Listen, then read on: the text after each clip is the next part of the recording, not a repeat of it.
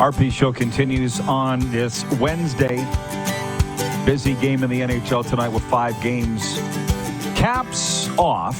Alumni joins us from Monumental Sports. And by the way, Alan, I appreciate the time because from what I understand, you are moving into the booth. Has that happened yet? Has that been announced? What's up, man? I understand that there's a bit of a shift in the Capitals TV crew.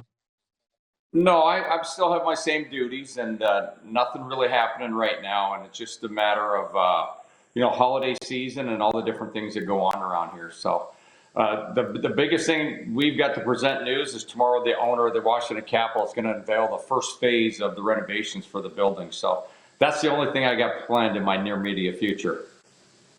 Well, you're following a pretty hot hockey team. Officially, I think the hottest team in the NHL, winners of 7 of their last 10, minus the loss in Chicago last night. But at some point, I think the Caps are 3rd overall in the NHL. At some point, we need to designate who's responsible for this.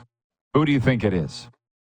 I think the biggest thing is management and how they went out and methodically built the team. And I think it looks a lot like a Bill Belichick, the way he would go out for the New England Patriots. And he just looked for certain slots to fill on his team. And I thought the Caps were incredibly diligent in how they approached the offseason and what they wanted to do. And things went their way. They knew they needed to add another big centerman, a top 6 guy. And they found in Pierre-Luc Dubois. And they needed to get rid of a goalie that wasn't meshing well within their system. So they were able to move Darcy Kemper, get Dubois in here. But the biggest thing to me is the additions on defense. A couple years ago, they offered 2 first-rounders and a pretty good young defenseman for Jacob Chychrun. This year, they got rid of Nick Jensen and a 3rd rounder. They were able to get Jacob Chychrun. He's been phenomenal, 9 goals. I think he's got 20 points right now. He's had a really good season. He's had a couple of hiccup games, but there's not a player in the NHL who doesn't have those. But I just look at all the little roster segments, and everyone they've added is 6'2" or above, except for the hardest worker on the team, Andre Mangiapane. And I think when you're a smaller player, you have to be a standout somehow, some way, and certainly Andrew is. It's funny you mentioned Chychrun because he's from Boca Raton, so I got a soft spot for him. I think he was -3 last night. What was the story on the loss to Chicago? What happened there? They had. I'm not big on excuses, especially because I traveled by coach when I played. We'd stay over in a back-to-back road series. And you'd stay overnight after a game like they did in Dallas the other night. Then you'd get up in the morning. You'd have a bus about 8 or 9. Then you'd fly to the next city, scramble at a meal, go to the arena and play a game. And there were no excuses because that's what you're doing. The other night they had a little bit of a travel hiccup. They got into Chicago yesterday. Actually, they left Dallas at about 10 a.m., got to the hotel around 12:30 in the afternoon. So I guess their daily routine.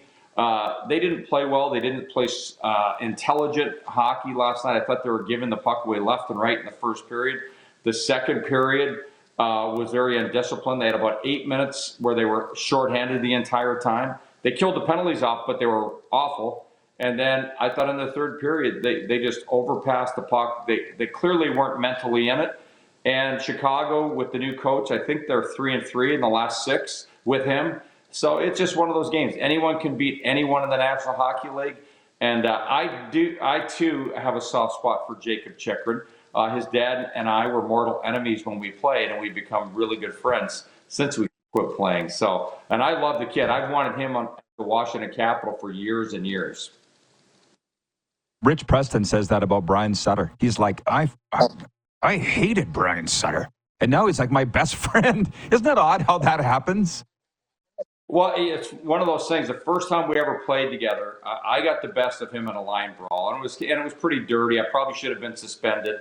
I feel no remorse for what I did that night. But and then in the National Hockey League, I made the Washington Capitals as a result of fighting in my very first game in Philadelphia in preseason. I fought Jeff, I fought Jay Wells, and Terry Carpenter, 6'6", 6'5", 6'4", 3 defensemen. And that's how I made the Washington Capitals. But after that, every time we played against each other, we were breaking sticks. Back when you cross-checked each other with the old wooden fiberglass stick, slashing, it was mayhem every game. And it went on that. I don't know how many fights we had all together. We both won decisively. We both lost decisively. And it's funny, the first text I got when Jacob was traded here, was from Jeff Chikrin. He says, "We finally get to have that beer together." I looked down at my phone after. I couldn't believe the trade that had happened, but I was pumped, because our relationships are different in America with our teams because we're a regional broadcast. But basically, my network's also owned by my owner. Now, he purchased us 3 years ago. I'm still allowed to say whatever I want, but we do have a different relationship. I make a lot more money the longer my team plays. So I always want them to do very well, take away some of my lake time in the summer, and just keep going and going and going. That's what people don't understand about being homers. The more our team wins, the more money we make. What don't you get? But the thing I have a tough time believing that Alan May and Jeff Chikrin would be sworn enemies because, listen, I could see you having an edge. Chick is Ward Cleaver. Man, he's like the nicest guy in the world. I'll probably see him this week, so I will bring this up. Well, it's the same with everyone. Yeah, it's funny. When I get traded around the league and, there's different teams, and I get traded, not so much to Washington, but, all the minor league guys are scared of me. And then I got to the Caps. I don't think I'd ever had a tussle with anyone on the team, but, Jeff Courtnall told all the guys that played with him in Boston and Edmonton briefly, and he told them what kind of guy I was off the ice, what kind of teammate I'd be on the ice. But when I get traded to Dallas, the first guy waiting for me was Shane Churla, and we became best of friends there.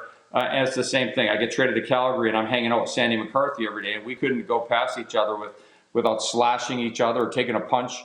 And it's just how it goes in the game. But at the same time, the tough guys are generally misunderstood as how they play the game and why they do. They're used to taking care of their teammates, which makes them kind of a responsible citizen in the dressing room and on the ice. They take care of their communities.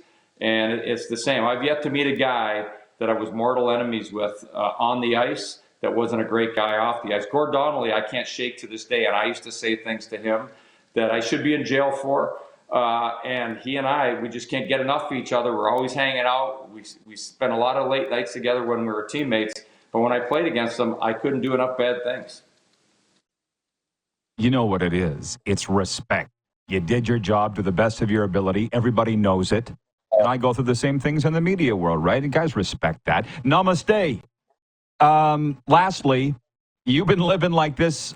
It's new to me, but like a Canadian living in the States. So when it comes to international hockey, I'm sure you're going to be wearing your red and white, man. What do you say around Washington when this Four Nations face-off drops the puck? Well, usually what I want the U.S. and Canada to both put together teams that are deserving and having all the players deserve to be on the teams. And I can't really argue with any of the decisions, but, my kids are American, my grandkids are American, but in our house in 2010, those Olympics in Vancouver, we were cheering for Sidney Crosby to score the golden goal. I will say that. And there are times when I'm upset with the way Team Canada's put together their World Junior team, the same with when the U.S. So sometimes I'm anti the team, but not North America. So I usually want, and I always do want, one of the North American teams to win any type of international tournament. Yeah, so we've established who you're cheering for. Me too. Who do you think's going to win? I honestly think the U.S. is going to take this one. And it's so hard for me to bet against Sidney. I'm going with Sidney Crosby more than anybody. So it's the hedge bet. Injuries will determine, but U.S. in net, their defensemen are big. They can all move the puck. Their forwards are all phenomenal. And I thought they put together a really good roster. But when you look at Canada, their top six, the way they're going to have players playing on the wing. And I can't wait to see Crosby and McKinnon playing together. The different players that Canada's assembled. I'm excited to see who Connor McDavid plays with. And, to me, all those things are exciting to see that. The best hockey, I saw a game in 1983. I think it was the World, I don't know what it was called back then, Canada Cup or World Cup, whatever it was. And Canada-Russia was a preseason game. Canada won 3-2. They eventually lost, I think, the final game 8-0 or something horrible, maybe 6-0. And then I remember being at a Boston Bruins training camp in 1987 and watching that incredible game with Gretzky and Lemieux on the same line and all the different players, Messier, and the mishmash of players they put together. That hockey is still the best to watch when you get the best of the best and they're going for it. I'd rather see a 2 or 3 week runway to play this tournament and have all of the other teams involved, so you'd get a better brand of hockey. But I'm looking very forward to the Canada-U.S. clash. We're over time, but just real quick, would the U.S. have even considered Jacob Chikrin? Because I think he's that good, but maybe I'm Well, he's biased. having that good of a season right now. But I think what you're looking at with Werenski and players like that, they're the kind of the perennial guys. They're big. You can't argue with anyone that the U.S. has put on the team. Look at John Carlson, who should be on the team with Ryan McDonough as two veteran players, but it's a sprint tournament. When I look at John Carlson, he should be on the team, but I understand that he's not because the guys in front of him are younger. They're putting up great numbers, are playing great two-way hockey. I look at Quinn Hughes. Who's going to argue with Quinn Hughes being on that team and the different players they have? So I think the U.S. did an incredible job. And unfortunately, really good hockey players can't make this sometimes. And Jacob's in that category of a really good hockey player that just fell a little bit short of being named to that roster. Thanks for the explanation. Al, thanks for coming on. Merry Christmas, my friend. Talk to you in the new year. See you soon. Merry Christmas. Alan May of Monumental Sports, Washington. We'll be right back with Overtime after this, live on Game Plus, streaming live, and podcasts wherever the best podcasts are found.